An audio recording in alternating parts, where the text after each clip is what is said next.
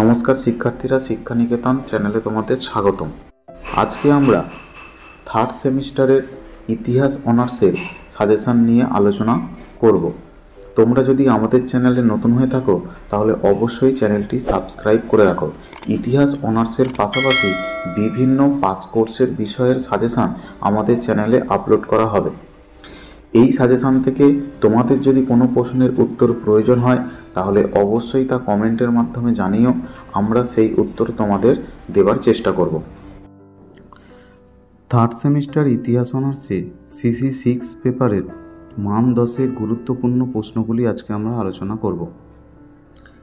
10 মার্কসের প্রশ্ন 1, ইতালিতে প্রথম নবজাগরণ হয়েছিল কেন? 2, কেন ইতালিতে সাধারণভাবে এবং ফ্লোরেন্সে বিশেষভাবে নবজাগরণ হয়েছিল তা আলোচনা কর।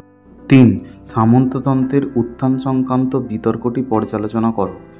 অথবা এখানে আর একটি প্রশ্ন আছে, সামন্ততন্ত্রের পতনের জন্য দূরপাল্লার বাণিজ্য নাকি অভ্যন্তরীণ সংকট কোনটা দায়ী ছিল?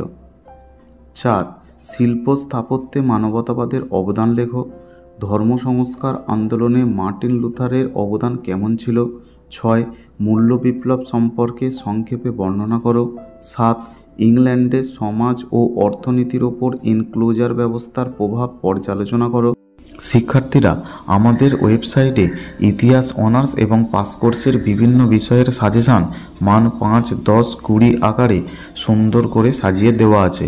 তোমরা চাইলে ডেসক্রিপশানে দেওয়া লিঙ্ক থেকে ওয়েবসাইটে গিয়ে সেখান থেকে প্রশ্নগুলি কপি করে নিতে পারো, সেক্ষেত্রে তোমাদের বুঝতে অনেক সুবিধা হবে।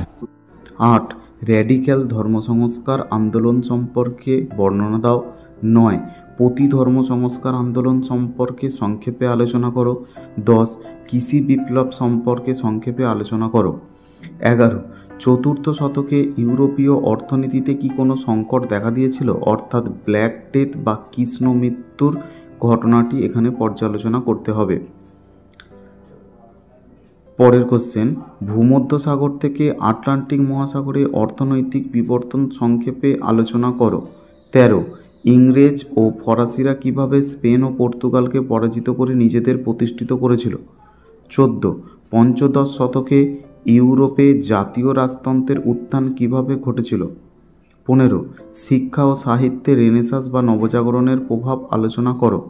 16, ফ্রান্সের নিরঙ্কুশ রাজতন্ত্রের উত্থান পর্যালোচনা করো।